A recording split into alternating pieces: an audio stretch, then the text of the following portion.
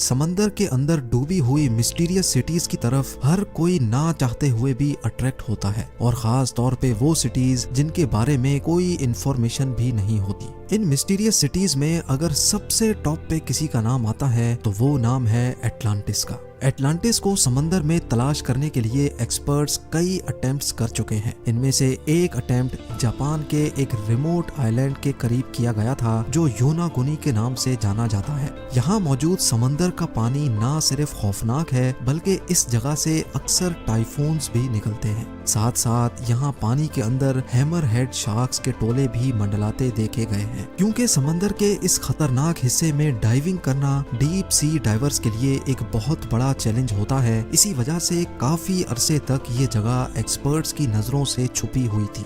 किहाचाइरो आराटाकी वो डाइवर है जिसने अपनी जान की परवाह किए बगैर योनागुनी में डाइव किया था। इस डाइवर का कहना था कि जब मैं पानी के अंदर गया तो यहाँ पानी बिल्कुल क्रिस्टल क्लियर था और मैंने बॉटम पर एक अजीबो गरीब स्ट्रक्चर बना हुआ देखा। पहले तो आराटाकी ने समझा कि ये नॉर्मल पत्थर का पहाड़ है, लेकिन उसका शक यकीन में तब बदल गया जब उसने इस पहाड़ नुमा स्ट्रक्चर पर सीढ़ियों जैसे स्टेप्स बने देखे। इस डाइवर को ये समझ नहीं आ रहा था कि अगर ये नेचुरल पत्थर का पहाड़ है तो इसमें स्टेप्स क्यों बने हुए हैं। लेकिन जब आराटाकी इस स्ट्रक्चर को एग्जामिन करने के लिए मजीद नीचे गया तो उसने जो देखा वो उसके लिए यकीन करना काफी ज्यादा मुश्किल था। जी हाँ, ये पूरा स्ट्रक्चर 6 फुटबॉल फील्ड्स जितना बड़ा था और इसकी हाइट 8 स्टोरी बिल्डिंग जितनी ऊंची थी। इस अजीबो गरीब स्ट्रक्चर के बॉटम से लेकर टॉप तक स्टेयर्स बनी हुई थी और इस स्ट्रक्चर की हर साइड हैरत अंगेज तौर पे रेगुलर पैटर्न में बनी हुई थी।